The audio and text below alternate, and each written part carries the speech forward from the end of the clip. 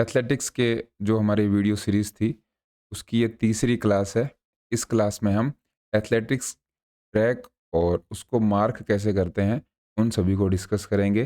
जैसे कि हमारा जो पैटर्न चल रहा है, इसमें हम पहले पूरी थ्योरी देखेंगे, उसके बाद में उस थ्योरी से रिलेटेड जो एमसीक्यूज़ बन सकते हैं, उनको इस वीडियो में डिस्कस करेंगे। तो सबसे पहले देखिए, हम अगर एथलेटिक्स ट्रैक की बात करें, तो आपके सामने जो पिक्चर दिखाई दे रही है, इस तरीके से अपना एक एथलेटिक्स का ट्रैक होता है। जो इंटरनेशनल लेवल पर ट्रैक्स होते हैं, वो इसी तरीके से आपको दिखाई देंगे। यहाँ पर सबसे पहले देखिए, ये जो सीधी लाइन्स आपको दिखाई दे रही हैं, यहाँ पर स्टार्टिंग पॉइंट्स लगे हुए होते हैं। एक तो 110 मीटर का स्टार्टिंग पॉइंट और फिर 100 मीटर का स्टार्टिंग पॉइंट। 100 मीटर की जो रेस होती है, स्प्रिंट जो रेस है, वो आपको एक सीधी लाइन में देखने को मिलेगी। इसका यहाँ पर ये फिनिश लाइन है। एथलेटिक्स के अंदर जितने भी इवेंट होते हैं, उनमें जो फिनिश लाइन है, वो हमेशा एक ही रहती है। फिनिश लाइन चेंज नहीं होती, भले ही आप कोई भी इवेंट की बात कर रहे हैं। हम बात कर रहे हैं यहाँ पर ट्रैक इवेंट की। सबसे पहले आपको ट्रैक और फील्ड के बारे में पता होना चाहिए कि यहाँ पर आपको ये जो लाइंस दिखाई दे रही हैं, यहाँ पर क्या है, प्लेयर्स रनिंग करते हैं, दौड़ते हैं इनके ऊपर। तो एक एथलेटिक्स ट्रैक के अंदर जहाँ पर खिलाड़ी दौड़ते हैं, ये जो बीच में आपको लाइंस दिखाई दे रही हैं, इनको बोलते हैं लेन्स। इन लेन के बीच में जब खिलाड़ी दौड़ते हैं, उस जो जगह है, उस जगह को क्या बोला जाता है? ट्रैक बोला जाता है। इसलिए एथलेटिक्स का जो दूसरा नाम है, वो आपको ट्रैक एंड फील्ड नाम भी मिलेगा। Track and field. इसीलिए इन इवेंट्स को ट्रैक एंड फील्ड इवेंट्स भी कहा जाता है। अब ट्रैक तो ये हो गया, यहाँ पर ये जो ऑरेंज टाइप के कलर में आपको दिखाई दे रहा है, ये हो गया ट्रैक। इसके ऊपर रनिंग के जितने भी इवेंट्स हैं, वो करवाए जाते हैं। इसके बाद में ट्रैक के अलावा ये जो ग्रीन कलर का एरिया पूरा आपको दिखाई दे रहा है, ये पूरा किसके अंडर में आता है? फील्ड के अंडर में। इसको हम क्या बोलेंगे? फील्ड बोलेंगे। अभी हम ट्रैक इवेंट्स देखेंगे, उसके बाद में फील्ड इवेंट्स को भी समझेंगे। इस तरीके से हम पूरे एथलेटिक्स को कवर कर लेंगे।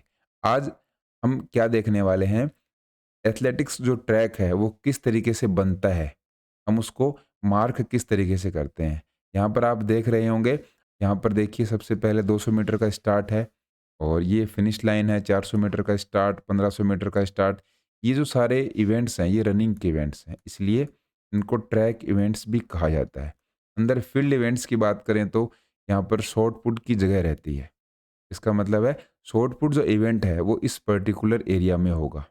ये है पोल वोल्ट का जो एरेना है, वो हो गया।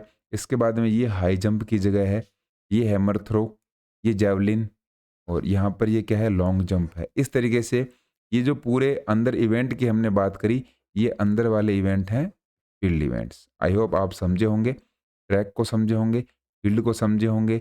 इस एथलेटिक्स को हम ट्रैक एंड फील्ड क्यों बोलते हैं, ये भी आपके समझ में आया होगा। चलते हैं कि ट्रैक को मार्क कैसे करते हैं। जो हमारा स्टैंडर्ड ट्रैक होता है, उसकी स्पेसिफिकेशंस क्या होती हैं? तो देखिए, हमारा जो स्टैंडर्ड ट्रैक है, वो होता है 400 मीटर का।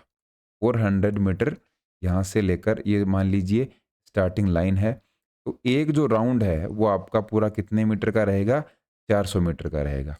और ये जो राउंड है आपका, यहाँ पर अगर स्टार्टिंग लाइन है, तो आपकी जो फर्स्ट लेन है, उससे हम अगर इसको नापें, तो वो आपका आएगा 400 मीटर।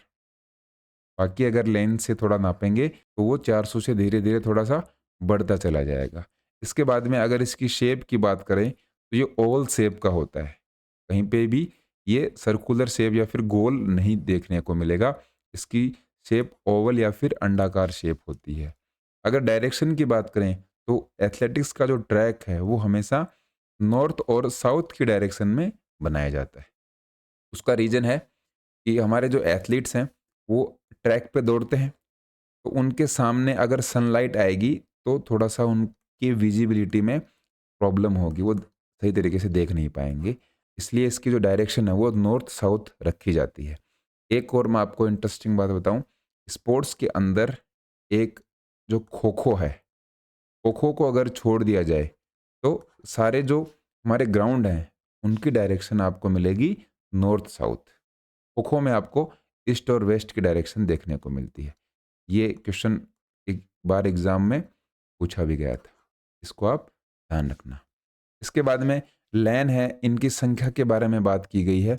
तो इनकी संख्या होती है 8। ये यहाँ पर आपको संख्या दिखाई दे रही है, ये कितनी होंगी? 8 लैन्स हो सकती हैं।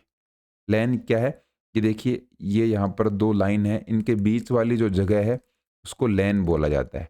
इसके अंदर एथलीट्स दौड़ते हैं। ये जो लैन है, इसके जो दोनों साइड में लाइन्स हैं उनको तो आप लाइन ही बोलोगे। तो लैन और लाइन में कंफ्यूज नहीं होना है। लैन के अंदर जो खिलाड़ी हैं वो दौड़ते हैं और लैन के दोनों साइड जो कवरिंग रहती है वो रहती है लाइन्स की। इसके बाद में कोई ना कोई इनकी चौड़ाई भी होगी, नहीं तो लाइन कितनी भी चौड़ी हो सकती हैं। तो इनकी विड्थ या चौड़ाई है वो 1.22 मीटर होती है। अब 1.22 मीटर में भी आपको थोड़ा सा समझना है, ये 1.21 से 1.23 मीटर तक हो सकती है। एग्जाम में आपको इस तरीके से क्वेश्चन देखने को मिलेगा, यहाँ पे 1.21 और फिर प्लस माइनस आपको 1 दिखा हुआ मिलेगा। एग्जाम में आपको क्वेश्चन किस तरीके से मिल सकता है, यहाँ पर लिखा हुआ मिलेगा 1.22 और फिर ब्रैकेट में प्लस माइनस 1।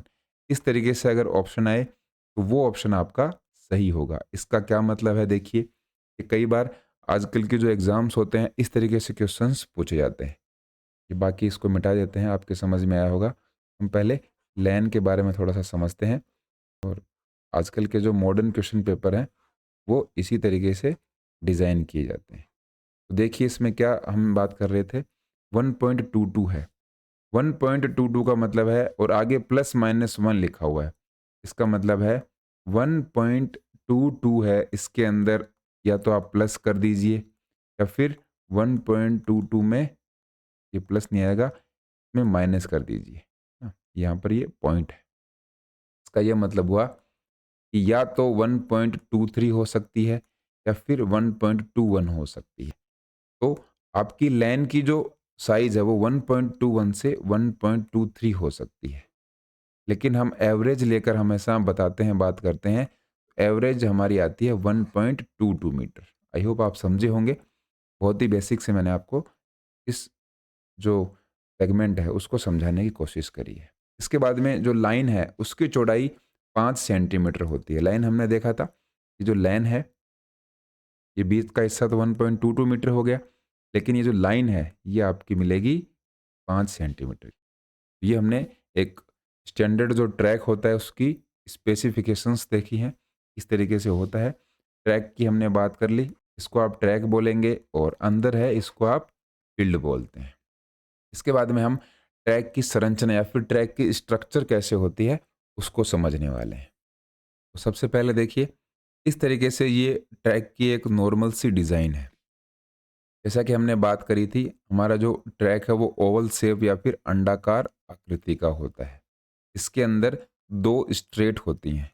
कितनी स्ट्रेट होती हैं? 2 स्ट्रेट का मतलब सीधी लाइन, और 2 ही इसके अंदर कर्व देखने को मिलते हैं। कर्व मतलब मुड़ी हुई। कोई भी ट्रैक आप देखोगे आपको सीधा ट्रैक नहीं मिलेगा, ऐसे उसके अंदर क्या मिलेंगे? 2 मुड़ाव मिलेंगे, 2 घुमाव मिलेंगे। उन घुमाव को कर्व बोला जाता है। अब इसके अंदर आगे अगर हम देखें तो स्ट्रेट की जो लेंथ होती है वो होती है 84.39। ये स्टैंडर्ड है, ना तो इससे कम हो सकती है ना ज़्यादा हो सकती है। 84.39 इस साइड है और 84.39 इस साइड होती है। इसके बाद में ट्रैक को हम मार्क कैसे करते हैं, बनाएंगे कैसे, वो भी समझने वाले हैं। ये देखिए यहाँ पर दे रखा है, एक जो ट्रैक है वो आपका 2 स्ट्रेट और 2 कर्व से मिलकर बनता है। ये हमने देख भी लिया, एक स्ट्रेट यहाँ पर हो गई, एक स्ट्रेट यहाँ पर, और ये 2 कर्व हो गए। तो 2 स्ट्रेट और 2 कर्व मिलाकर एक टोटल ट्रैक को बनाते हैं। एक टोटल ट्रैक का मतलब है 400 मीटर का ट्रैक है वो 2 इंटू 84.39। अगर हम 400 मीटर के ट्रैक की बात करें तो जो 2 स्ट्रेट हैं वो 84.39 की हैं। लेकिन अब हमें जो कर्व है उसके बारे में पता करना है कि कर्व की जो मेजरमेंट है वो कितनी होती है। तो 2 कर्व हमारे पास हैं, एक एक कर्व का हम निकाल सकते हैं। इसके बाद में अगर हम 400 मीटर की बात करें इज इक्वल टू 168.78, दोनों कर्व दोनों स्ट्रेट हैं उनको अगर हम मिला लें, जैसे कि 400 मीटर का आपका पूरा ट्रैक था, उसके अंदर से 168.78 या ये क्या आ गई, आपकी जो दोनों स्ट्रेट हैं उनको हमने जोड़ दिया। अब जो हमारे पास जगह बची हुई है वो किसकी बची हुई है, कर्व की बची हुई है। इसके बाद में हम देख सकते हैं कि जो दोनों कर्व हैं वो इस साइड रह गए। ये सिंपल सी मैथमेटिक्स की कैलकुलेशन है, आपके समझ में आगे हो गया। 168 को हम इस साइड लेकर चले जाएंगे। अब हमारे पास क्या आता है, 231.22 इज इक्वल टू 2। इसका मतलब है ये जो दोनों कर्व हैं इनकी कितनी है, 231.22। अगर इसके अंदर आप 160.78 जोड़ दोगे जो कि दोनों स्ट्रेट की है, आपको कितना मिल जाएगा, 400 मीटर मिल जाएगा। इसको 400 मीटर बोल सकते हैं। लेकिन अभी भी हमें क्या निकालना है कि एक कर्व है उसकी जो मेजरमेंट है वो क्या होगी। उसकी मेजरमेंट हम निकाल सकते हैं। दो कर्व की हमने निकाल दी, 231.22। इसके बाद में अगर एक कर्व की निकालेंगे तो ये अपॉन में 2 चला जाएगा। ये आ गई हमारे पास 115.61, 115.61 मीटर। ये आ गई एक कर्व की मेजरमेंट और 115.61 दूसरे की हो गई। इस तरीके से आप निकाल सकते हो कि एक कर्व 115.61 का और दूसरा भी 115.61। इस तरीके से कर्व हमें मिल चुके हैं और हमें स्ट्रेट भी मिल चुकी है। हमारे पास ये दोनों चीज़ें आ चुकी हैं। ये देखिए, अब इसकी अगर हम सरकमफेरेंस की बात करें तो 2 पाई आर सरकमफेरेंस होती है। तो हम अगर सर्कल की बात करते हैं तो 2 पाई आर होती है। ये बेसिक मैथ्स में हम पढ़ते ही हैं। और ये आपका जो एक कर्व है वो आपका आ गया 115.61। ये पर कर्व, हर एक कर्व का वक्र आ गया। इस तरीके से हमने जो ट्रैक का जो स्ट्रक्चर है उसको समझने की कोशिश की है कि 400 मीटर के ट्रैक में दो स्ट्रेट हैं, उनकी क्या लेंथ है, कर्व की लेंथ क्या होती है। और इस तरीके से हमने 2 पाई आर जो सरकमफेरेंस का फॉर्मूला होता है उसको हमने देखा। इसके बाद में हमें क्या देखना है, रेडियस निकालनी है। अब रेडियस निकालनी क्यों ज़रूरी है, क्योंकि कोई भी जो सर्कल होगा उसका कोई ना कोई तो रेडियस होती ही है और बिना रेडियस के हम लेंस को मार्क नहीं कर सकते। तो रेडियस के लिए 2 कर्व हैं, तो आगे हमारे पास 2 पाई आर। यहाँ पे शॉर्ट फॉर्म में अगर हम इसको लिखना चाहें तो 2c is equal to 2 pi R. 2 pi R होता है। अब देखिए, दो कर्व हैं, दोनों कर्व की जो हमने मेजरमेंट निकाली थी वो 231.22 है। यहाँ पर 2 हमने ऐसा कैसा लिख दिया, पाई की वैल्यू 22/7 या फिर 22/7 होती है और इनटू में आर आ गया। हमें आर फाइंड आउट करना है। पाई की वैल्यू हमें पता है, या फिर इसको 3.14 भी आप लिख सकते हो। बेसिक्स 5th 6th क्लासेस में हम इसको देखते हैं, पाई की वैल्यूज़ का हमें पता है। इसके बाद में देखिए, हम आगे इसको अगर सॉल्व करेंगे तो हम आर की वैल्यू तक पहुंच जाएंगे। R is equal to 231.22 into 7/44। अब हमें आर और रेडियस की वैल्यू मिल जाएगी। हमें क्या मिल गई अब, running distance radius R D R मिल चुका है। ये हमारा 36.785 होता है। इसको हम 36.80 मीटर लिख सकते हैं। ये हमें क्या मिली है, रेडियस मिली है। पूरा डिटेल में हम समझेंगे आर के बारे में। अब आर का मतलब ये है कि ये एक ऐसी रेडियस है जिस रेडियस पर एथलीट दौड़ता है।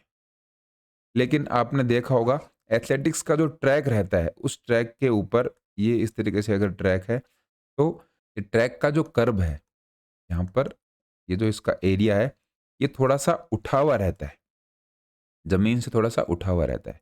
तब खिलाड़ी इस ट्रैक के चारों तरफ दौड़ता है तो उसको थोड़ा सा डर रहता है कि अगर मेरा पाँव इस कर्व के ऊपर आ गया तो फ्रैक्चर हो सकता है, इंजरी हो सकती है। तो वो इस ये जो बाउंड्री है इससे थोड़ा सा दूर दौड़ता है। कितना दौड़ता है, 30 सेंटीमीटर या फिर 0.30 मीटर, 30 सेंटीमीटर की वो डिस्टेंस से दौड़ता है। ये बहुत रिसर्च करके देखा गया, ड्रोन शॉट लिए गए और बहुत सारे प्लेयर्स पे ये रिसर्च किया गया, उनको देखा गया, तब ये डेटा हमारे पास आया कि कम से कम 30 सेंटीमीटर दूरी से वो दौड़ेगा। इसका मतलब क्या हुआ, ये रनिंग डिस्टेंस रेडियस थी। लेकिन अब क्या आ गया हमारे पास, मार्किंग डिस्टेंस रेडियस। हमें मार्क कितने पे करना है, तो आपकी जो RDR है इससे हम 30 सेंटीमीटर माइनस कर देंगे, हमारे पास कितना आ जाएगा 36.50 मीटर आ जाएगा। या फिर आप इसको इस तरीके से समझ सकते हो, यहाँ पर देखिए में हमने और इजीली इसको समझाने की कोशिश की है कि रेडियस तो आपकी 36.50 है, इसमें हमने क्या जोड़ दिया 30 सेंटीमीटर और ऐड कर दिया। जो मैंने बताया उसको अगर आप रिवर्स में समझना चाहें तो इस तरीके से समझ सकते हो। अब हमारी जो रेडियस है, अगर आपको कहीं भी पूछें तो रेडियस तो आपको 36.50 है, ये आपकी क्या है मार्किंग डिस्टेंस रेडियस है। इसका मतलब है आप जब मार्क करते हो तो कितनी आएगी 36.50। लेकिन कोई खिलाड़ी है वो कितनी डिस्टेंस पे दौड़ेगा तो 30 सेंटीमीटर का वो क्या रखेगा, थोड़ा सा गैप रखेगा, तो वो आपकी आ जाएगी 36.80। ये आप इसको समझ सकते हो। इसके बाद में देखिए अगर हम बॉर्डर की बात करें तो रेज्ड जो बॉर्डर है उसमें हम 30 सेंटीमीटर को लेते हैं, और बिना उभरा हुआ बॉर्डर है या फिर नॉन रेज्ड बॉर्डर है वहां पर हम 20 सेंटीमीटर को माइनस करेंगे। इसको समझते हैं। देखिए ये मान लीजिए एथलेटिक्स का स्टैंडर्ड इंटरनेशनल लेवल का क्या है ट्रैक है, इसमें ये जो बाउंड्री है ये बाउंड्री थोड़ी सी उठी हुई है जैसा कि इंटरनेशनल लेवल पर होती है। यहाँ पर आपकी जो रनिंग डिस्टेंस रेडियस है, इसका मतलब है जो खिलाड़ी है जो एथलीट है इस रेडियस के ऊपर दौड़ेगा, तो उठी हुई अगर आपकी बाउंड्री रहेगी, ये जो ट्रैक है इसकी, इसमें आपके 30 सेंटीमीटर ऐड हो जाएंगे। लेकिन अगर ये बाउंड्री उठी हुई नहीं है, मान लीजिए यहाँ पर ओनली एक मोटी सी पट्टी लगा रखी है वाइट कलर की, तो आपकी जो RDR है वो कितनी हो जाएगी 36.70।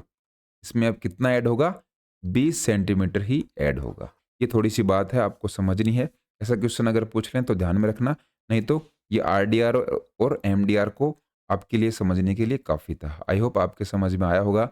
इसके बाद में हम देखने वाले हैं मिनिमम फील्ड डायमेंशन। आपको कोई बोल दे कि आपको एक एथलेटिक्स का ट्रैक बनाना है, तो उसके लिए आपको कितना एरिया चाहिए, रिक्वायरमेंट ऑफ एरिया आपको कितना नीड है, उसमें आपको कैसे आप बता पाओगे कितना एरिया हो तब हम एथलेटिक्स का ट्रैक बना सकते हैं, तो उसको हम देखेंगे।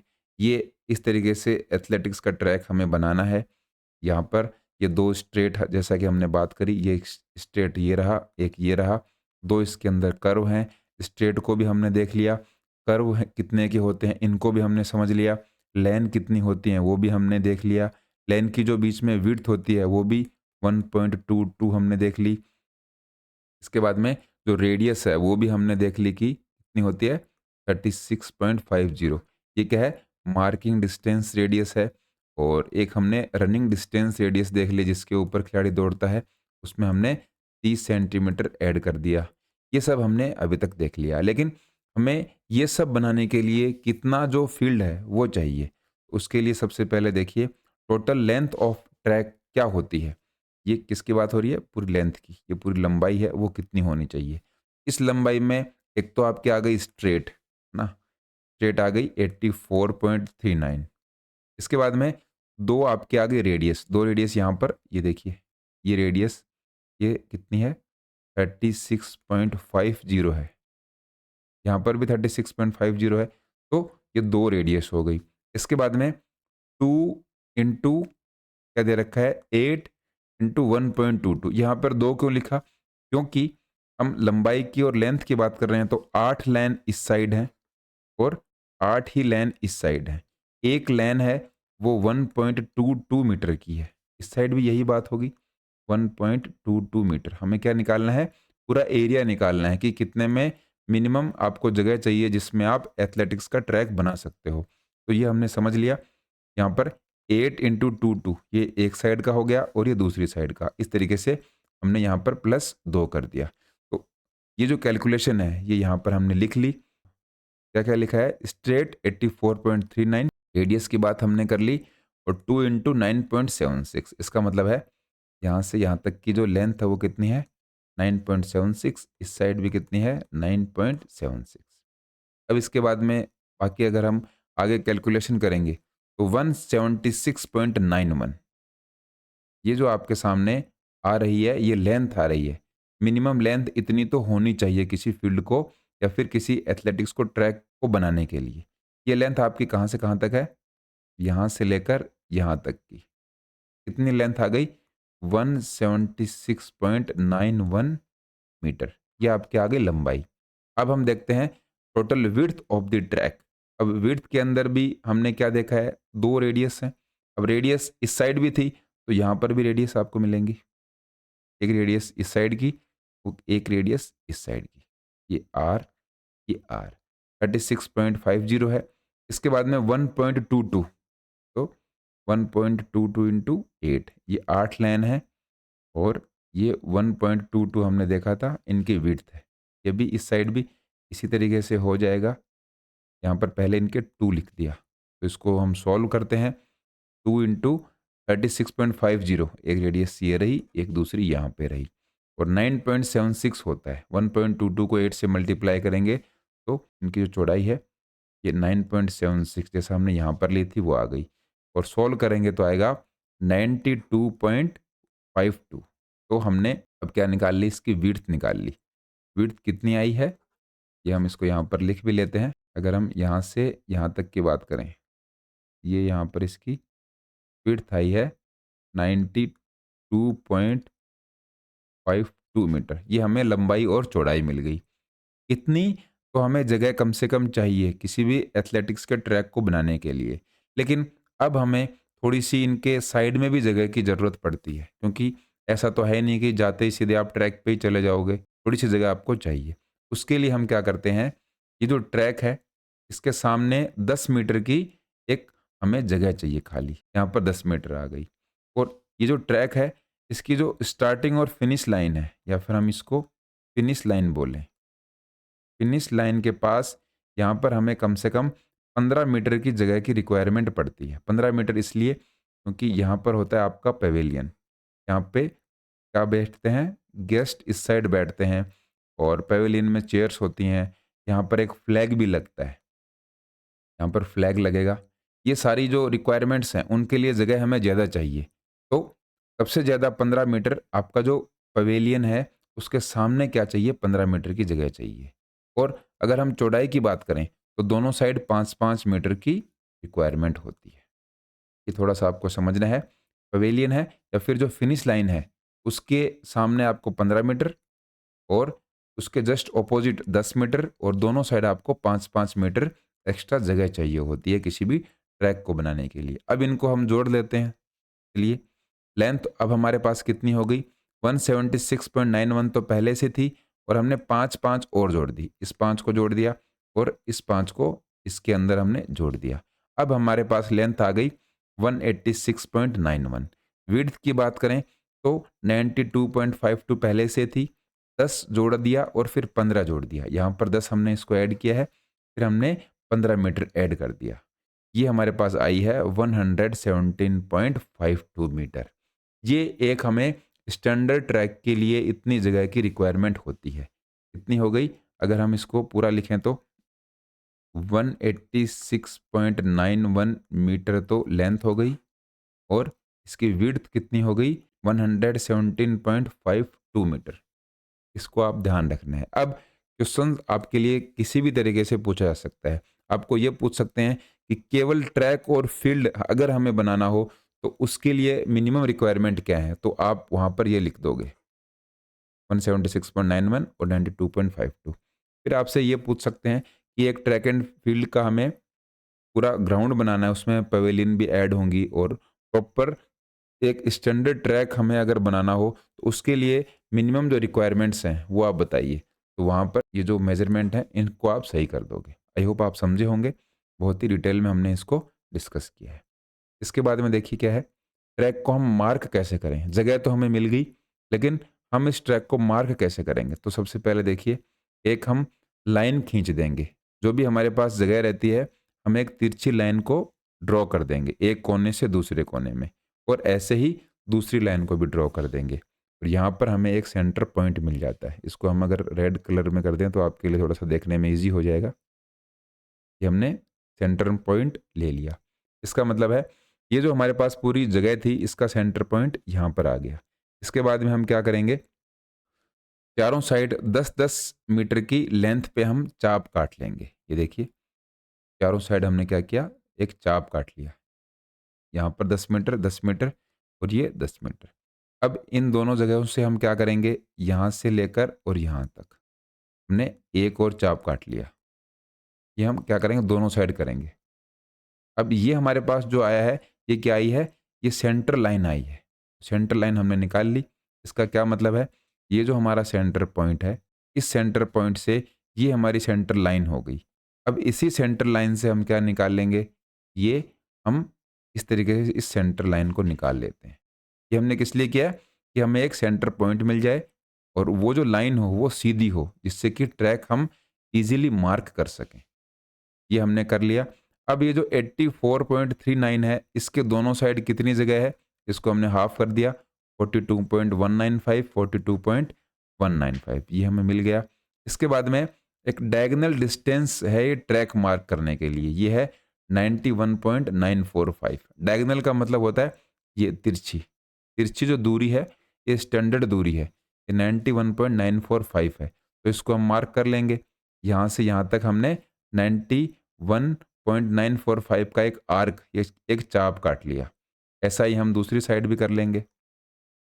दोनों साइड हमने ये मार्क कर लिया और नीचे की साइड में भी हम इसी तरीके से 91.945 का एक आर्क लगा लेंगे। इसके बाद में हम क्या करेंगे, 36.50 का एक आर्क लगाएंगे, क्योंकि 36.50 हमें पता है ये हमारी क्या है, रेडियस है।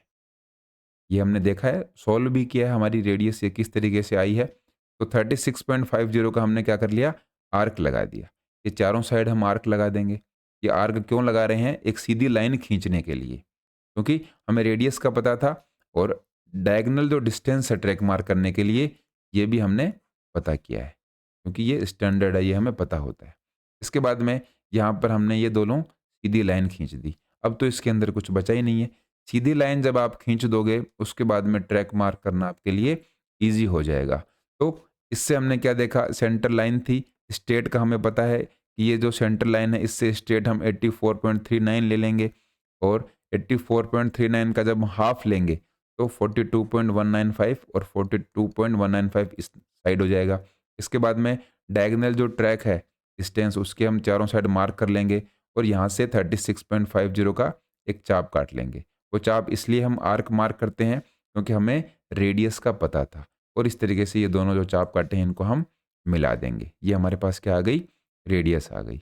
अब इस रेडियस के बाद हम क्या करने वाले हैं, ये हमारे पास जो हमें चाहिए था। अभी तक जो हमने ट्रैक को मार्क किया है या फिर ट्रैक मार्क करने की जर्नी में हम आगे जा रहे हैं, हमें अभी तक ये मिल गया है। एक तो हमें स्ट्रेट मिल गई, एक जो रेडियस है जिसका हमें पता है 36.50 ये मिल गया, और दो स्ट्रेट लाइन मिल गई। अब हमारे लिए ट्रैक मार्क करना इजी हो जाएगा, लेकिन इसको एक और तरीके से हम कर सकते हैं। पाइथागोरस थ्योरम का आपने सुना होगा, हाइपोटेनस का जो स्क्वायर है वो आपके परपेंडिकुलर और बेस के स्क्वायर के प्लस के बराबर होता है। ये पाइथागोरस थ्योरम है।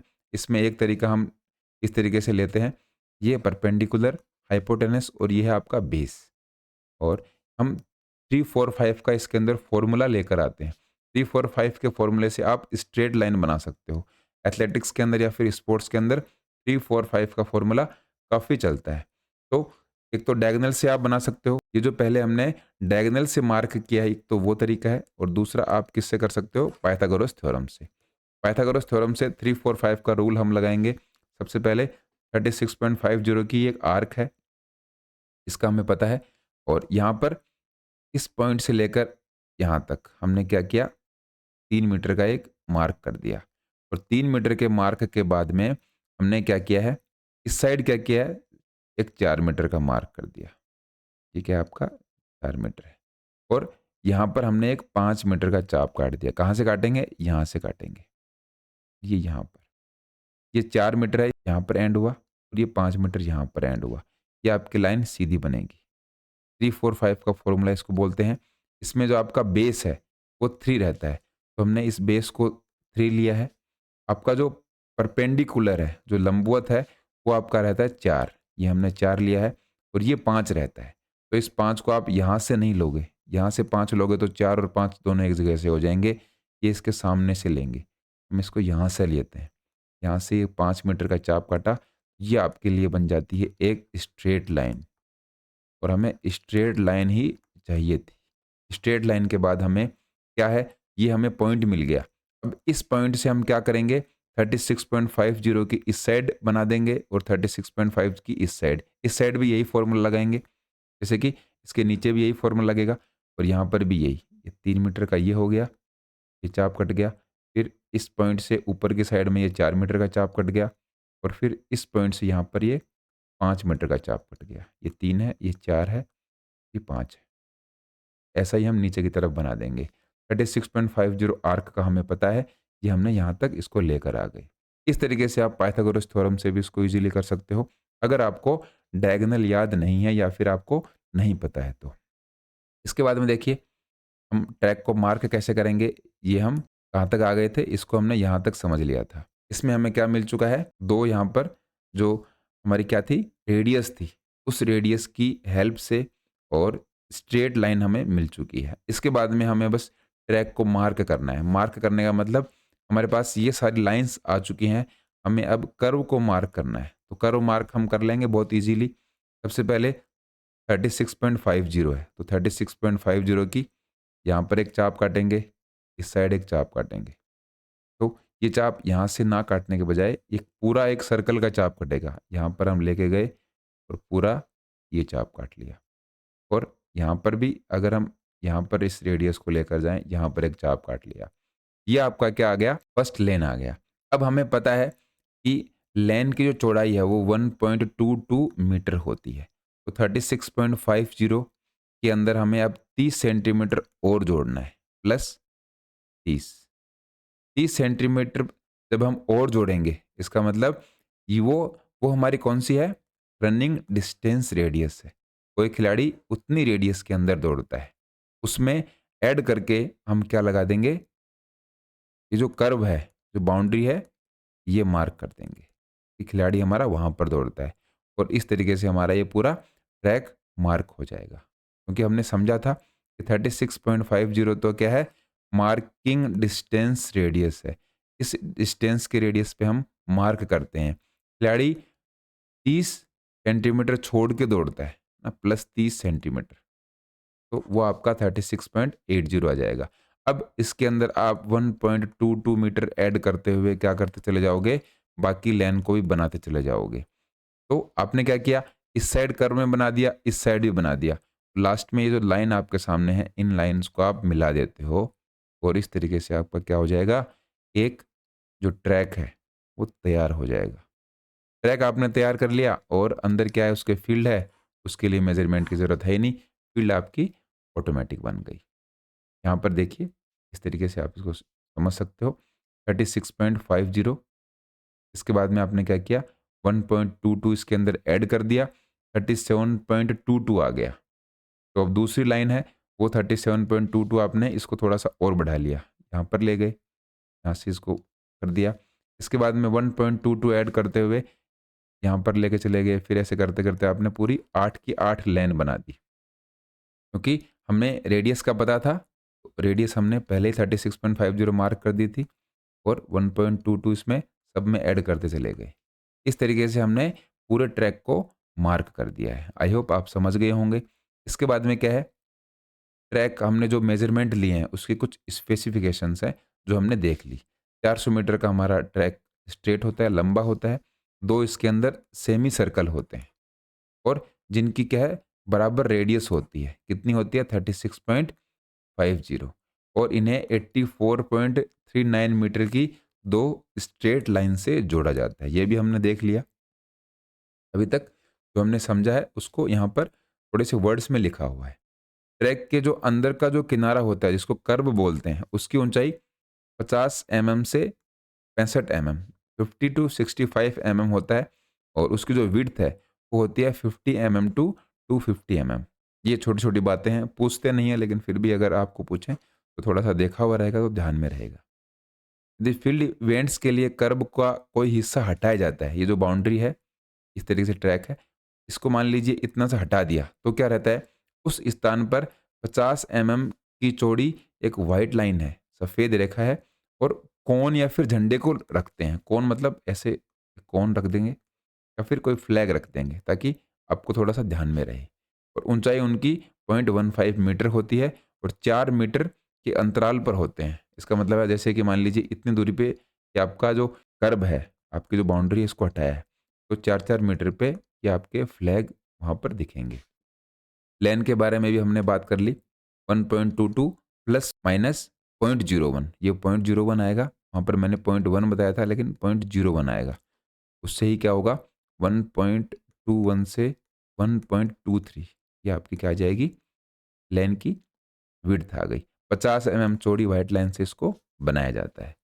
अंदर की जो लेन है उसको 0.3 मीटर से मापा जाता है, जबकि बाकी लेन को 0.20 मीटर से मापा जाता है। इसका क्या मतलब हुआ, इसका ये मतलब है कि पहली जो लेन है उस लेन में जो खिलाड़ी है वो 30 सेंटीमीटर दूरी पे दौड़ता है। बाकी जो लेन है उनमें खिलाड़ी 20 सेंटीमीटर की दूरी से दौड़ेगा। तो इतनी जगह हम हर एक लेन में रखते हैं।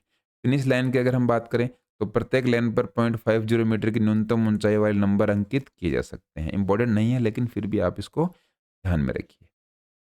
0.03 मीटर चौड़ी और 0.80 मीटर लंबी सफ़ेद रेखा फिनिश लाइन से 1 मीटर पहले बना सकते हैं। ये फिनिश लाइन के बारे में जानकारी थी। इसके बारे में और क्या है, ट्रैक और लेन माप, ये क्लॉकवाइज मापी जाती है, इसको आप ध्यान में रखना। एथलेटिक्स का जो ट्रैक है उसमें हम क्या करते हैं, एंटी क्लॉकवाइज दौड़ते हैं। हम दौड़ेंगे तो एंटी क्लॉकवाइज लिख देते हैं इसको।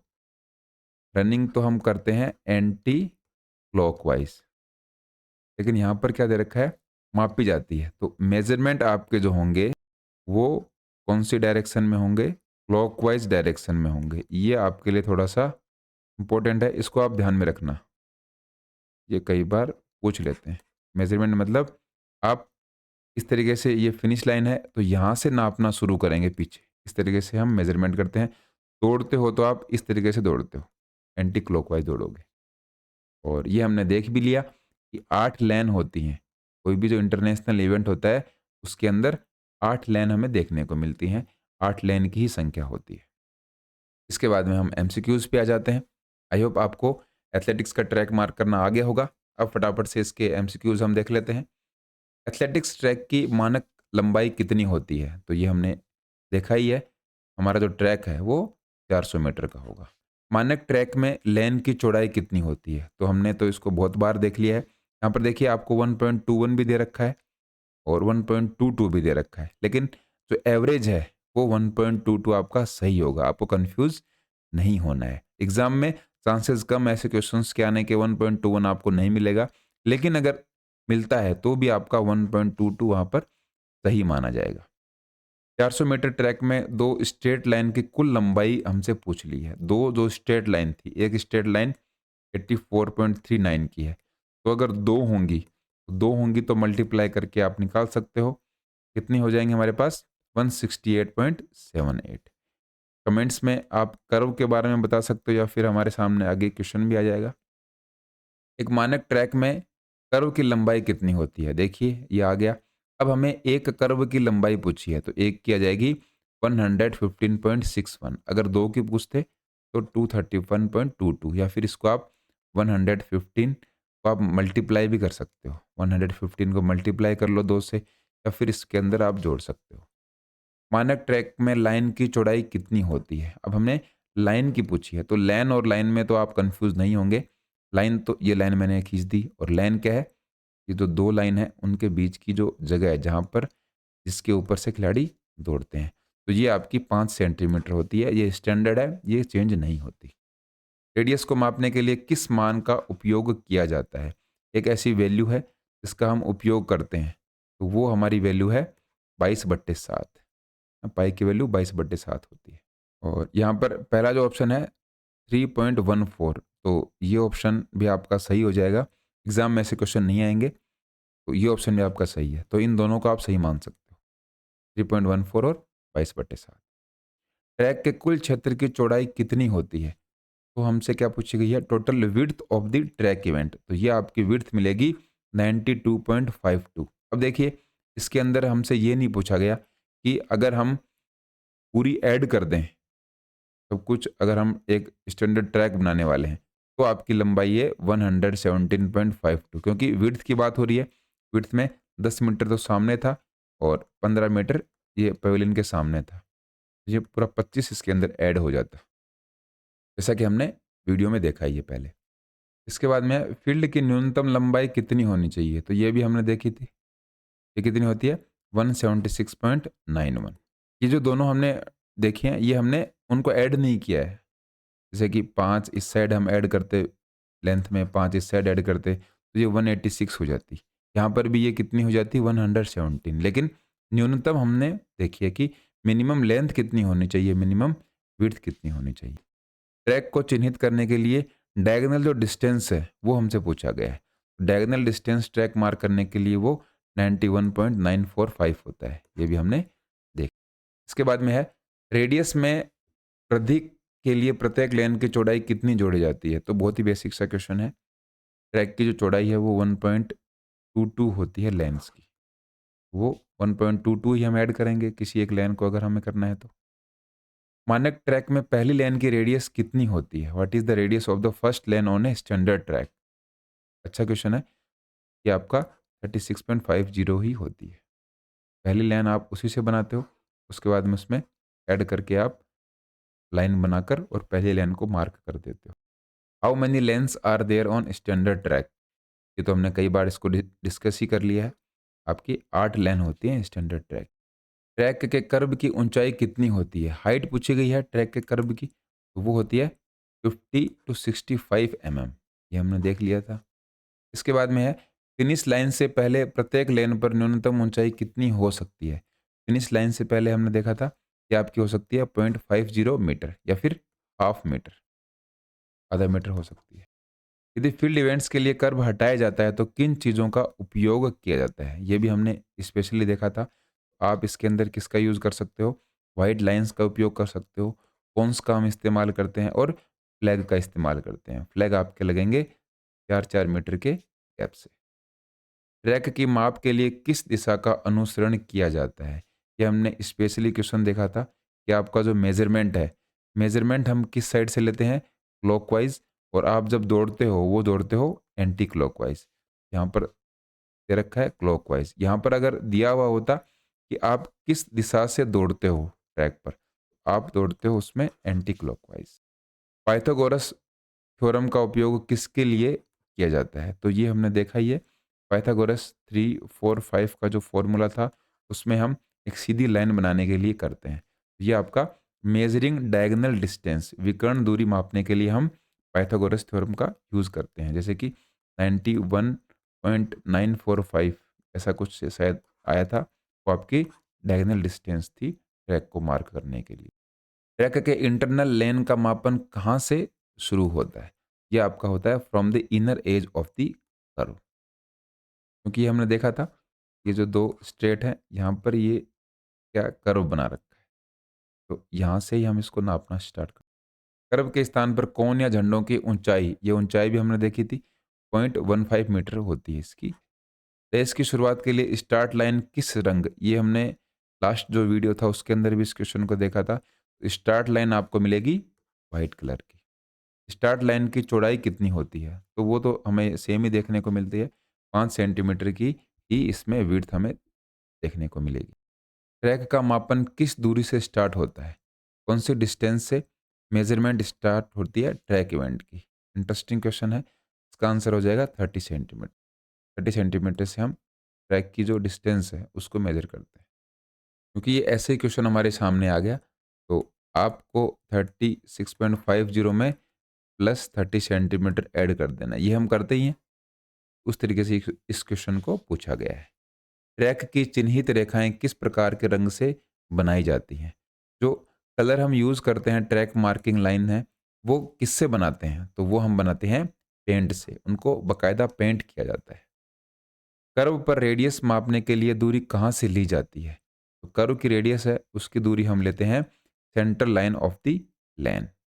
यही हम करते हैं। रेडियस है जो कहाँ से नापते हैं? तो ये जो सेंटर लाइन होती है, सेंटर लाइन है और रेडियस हम 36.50 है, वो यहीं से तो मेज़र करते हैं। यदि लेन का मापन सही नहीं किया गया है तो इसका क्या प्रभाव होगा? लेन अगर सही नहीं है, मान लीजिए लेन 1.22 की जगह 1.15 है, सही नहीं है लेन, कोई लेन 1.50 की है, तो उसके लिए क्या होगा? ये सारे काम हो सकते हैं। फिनिश लाइन पर सही जो परिणाम है, रिज़ल्ट वो सही नहीं आएँगे। एथलीट है, उनको फ़ायदा मिलेगा, कुछ एथलीट्स हैं, उनको नुकसान भी हो गया और रेस आपकी है वो कैंसल हो सकती है। ये तीनों पॉसिबिलिटीज़ हैं, अगर आपकी लाइन सही तरीके से मेज़र नहीं की गई है तो। कर्व और सीधी रेखा के मिलन बिंदु को क्या कहते हैं? आपका जो कर्व है और स्ट्रेट लाइन है, उसका जो मीटिंग पॉइंट है, ये जो दोनों जहाँ पर मिलते हैं, क्या है? ये देखिए, इस तरीके से अगर हम बॉक्स बनाकर को बनाने की कोशिश करें, ये देखिए यहाँ पर क्या दे रखा है? कर्व और सीधी रेखा। ये कर्व है और ये सीधी लाइन है।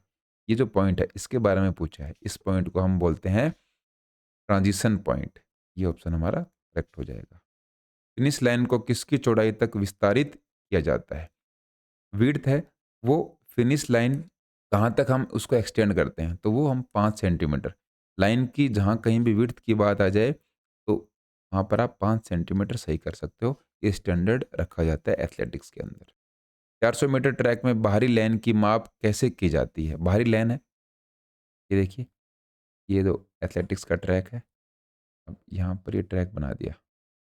बाहरी वाली लाइन है, ये वाली लाइन है मान लीजिए। इसको मार्क कैसे करेंगे? तो इसको मार्क करेंगे फ्रॉम द आउटर कर्व, बाहर वाला कर्व है, उससे मार्क कर लेंगे। मतलब माप लेंगे। मार्क तो हम अंदर से करेंगे, लेकिन हम इसको मेज़र कर रहे हैं, तो यहाँ से मेज़र करने में तो हमें टाइम लगेगा। बाहर वाला जो ट्रैक है, वहाँ से ही हम क्या कर लेंगे 1.22 देख लेंगे और इसको मार्क कर देंगे। रेस में फिनिश लाइन की स्थिति कहाँ होती है? ये तो हमने देख लिया। At the end of the straight line. Finish line देखिए, यहाँ पर देख लेते हैं, ये देखिए। ये जो स्ट्रेट लाइन है, यहाँ पर जब एंड होगी, इसके बाद में तो कर्व स्टार्ट हो जाता है। तो ये जो स्ट्रेट लाइन है, इसके जो एंड में क्या हो जाता है? सीधी रेखा के अंत में फिनिश लाइन हमें देखने को मिलती है। स्पर्धाओं के लिए ट्रैक का सबसे महत्वपूर्ण माप कौन सा है? Most important measurement of the track for competitions. तो ये आपको मिलेगा पहली लेन की लंबाई। पहली लेन की अगर लंबाई सही है, आपका ट्रैक बिल्कुल एक्यूरेट रहेगा, क्योंकि उसके बाद में आपको 1.22 मीटर ही तो ऐड करना है और आपका ट्रैक सही बन जाएगा। लेकिन अगर पहली लेन ही आपकी डामाडोल है, उसके बाद में आपका जो ट्रैक है वो प्रॉपर 400 मीटर का ना बन के उससे कम या ज़्यादा हो सकता है। तो सबसे इम्पोर्टेंट मेजरमेंट आपका जो फर्स्ट लाइन है, उसकी लेंथ का मेजरमेंट होता है। कर्व की ऊंचाई का क्या उद्देश्य है? हम जो हाइट है कर्व की, कर्व किसको बोलते हैं? ये जो बाउंड्री है, ये जो ट्रैक है, इसकी बाउंड्री है, उसको कर्व बोला जाता है। इसकी हाइट का पर्पज़ क्या होता है? तो ये सारे ही इसके अंदर आते हैं, जैसे कि डिफाइन द रेस डायरेक्शन, दौड़ की जो दिशा है उसको निर्धारित करना, एथलीट्स को बताना, उनको मार्गदर्शन करना और सेफ्टी रहे उनके लिए, ये सभी जो तीनों हैं, ये पर्पज़ में आते हैं। जो हाइट है उस कर्व की, उसके लिए। रेस में एथलीट के लिए निर्धारित लेन का क्या महत्व है? इसका मतलब है, जो एथलीट है वो अपनी एलोकेट जो लेन है उसी के अंदर दौड़ेगा। तो इसके अंदर भी ये सारे ऑप्शन हमारे सही हो जाएँगे। एक तो टकराव से बचेगा, एक दूसरे को भिड़ेंगे नहीं। 100 मीटर की अगर रेस हो और सब एक साथ मान लो दौड़ सकते हैं, या फिर 400 मीटर की रेस हो, उसमें प्रॉब्लम हो जाएगी, एक दूसरे के वो भिड़ते रहेंगे। उनके लिए हमने क्या किया, अलग-अलग उनके लिए लेन बना दी हैं और सही समय को हम रिकॉर्ड कर सकते हैं, क्योंकि हम एक लेन के लिए मान लीजिए 2 आदमी को बैठा देंगे कि आपको जो सेकंड लेन या फिर थर्ड लेन, फोर्थ लेन, इस पर्टिकुलर लेन पे कोई खिलाड़ी आएगा उसको आपको ध्यान रखना है और इससे क्या होगा, एक फेयरनेस आएगी, सबको बराबरी का मौका मिलता है। नेक्स्ट है, ट्रैक पर अंकित लेन संख्या कहाँ से शुरू होती है? जो हमारी जो ट्रैक की लेंस हैं वो कहाँ से शुरू होती हैं? इस तरीके से मान लीजिए एथलेटिक्स का ट्रैक है, यहाँ पर ये 8 लेन बनी हुई हैं, तो हम 8 लेन की काउंटिंग है वो कहाँ से स्टार्ट करेंगे? तो हम काउंटिंग हमेशा यहीं से स्टार्ट करते हैं, अंदर से स्टार्ट करते हैं। तो फ्रॉम द इनर लेन, यहाँ से 1 2 3 4 5 6 7 8, ये डायरेक्शन हमारी रहती है। कहीं भी ये डायरेक्शन में हम क्या लेन को काउंट नहीं करते। ट्रैक पर किस प्रकार की सामग्री का उपयोग किया जाता है? कौन सी मटेरियल है उसका हम उपयोग करते हैं? तो आजकल सिंथेटिक ट्रैक हमें देखने को मिलते हैं। सिंथेटिक रबर होता है एक, उसका यूज़ किया जाता है।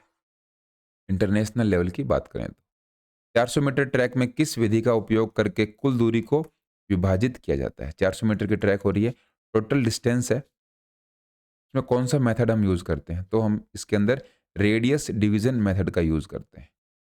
ये जो हमने फॉर्मूला देखा था, ये देखिए 400 मीटर का जो ट्रैक है और उसके बाद में हमने 2 स्ट्रेट को हमने 84.39 करके देखा था और फिर हमने निकाला था कि हम किस तरीके से क्या निकाल लेंगे, कर्व निकाल लेंगे और फिर हमने 2 पाई आर करके इनकी सर्कमफेरेंस निकाली थी। तो ये रेडियस डिवीज़न मेथड है, हम रेडियस को इसके अंदर डिवाइड कर देते हैं। एक स्टैंडर्ड ट्रैक में कौन-सा भाग सबसे लंबा होता है? तो ये तो हमने देख ही लिया। जो सबसे बाहरी वाली लेन है, वो सबसे बड़ी होती है। 400 मीटर का ट्रैक है, ये अगर बाहरी वाली लेन है, इसके अंदर अगर एथलीट पूरा दौड़ता है, अगर उसको कोई स्टैगर का बेनिफिट ना मिले, तो ये सबसे ज़्यादा लंबा क्या होता है, डिस्टेंस होती है एक खिलाड़ी के लिए, एक ट्रैक के ऊपर। इसके बाद में ये 3 क्वेश्चंस आपके लिए लास्ट हैं। इनके आंसर्स आपको कमेंट्स में देने हैं। देखते हैं आपके कितनों के आंसर्स सही होते हैं। अगर आपने अभी तक वीडियो देखा है, अच्छे तरीके से अगर आपको समझ में आया है, तो इनका आंसर आप ईज़िली दे सकते हो। जैसे कि सबसे पहला क्वेश्चन है, रेस शुरू करने के लिए कौन-सी कमांड दी जाती है? ये हमारा जो सेकंड वीडियो था, उससे क्वेश्चन है। 4 ऑप्शंस हैं, on your marks, get ready, go और स्टार्ट रनिंग। देखते हैं किसके आंसर सही होते हैं। दूसरा क्वेश्चन है, ट्रैक के मध्य में कौन-सा क्षेत्र स्थित होता है? सेंटर ऑफ द ट्रैक का जो एरिया होता है, उस एरिया को आप क्या बोलेंगे? 4 ऑप्शंस हैं, देखते हैं कौन-सा ऑप्शन सही आप करते हो। रेस में फिनिश लाइन की स्थिति कहाँ होती है? Where is the finish line located in the race? ये भी 4 ऑप्शंस आपको दिखाई दे रहे हैं। इनके आंसर आपको कमेंट्स में करने हैं। इस वीडियो में हमने एथलेटिक्स ट्रैक को मार्क कैसे करते हैं, वो हमने समझा। डिटेल में हमने उसके बारे में डिस्कस भी किया। सारी चीज़ें आपके समझ में आई होंगी। इसके अलावा कोई डाउट रहती हो तो आप कमेंट बॉक्स में कमेंट कर सकते हो और टेलीग्राम चैनल आप ज़रूर जॉइन कर लीजिए। उसका लिंक भी आपको डिस्क्रिप्शन में मिलेगा। नहीं तो टेलीग्राम पर अगर आप स्पोर्ट्स इंजीनियर टाइप करोगे, तब भी आपको अपना चैनल मिल जाएगा। बाकी अगर आपको इससे रिलेटेड जो हमारी फिज़िकल एजुकेशन की एग्ज़ाम्स हैं, उससे संबंधित उससे रिलेटेड कोई भी एग्ज़ाम की आप अगर प्रिपरेशन कर रहे हो, तो स्पोर्ट्स इंजीनियर ऐप पर आपको वो सारे कोर्सेज़ मिल जाएँगे। उसका लिंक भी आपके लिए डिस्क में है। फिलहाल इस वीडियो में इतना ही। जय हिंद।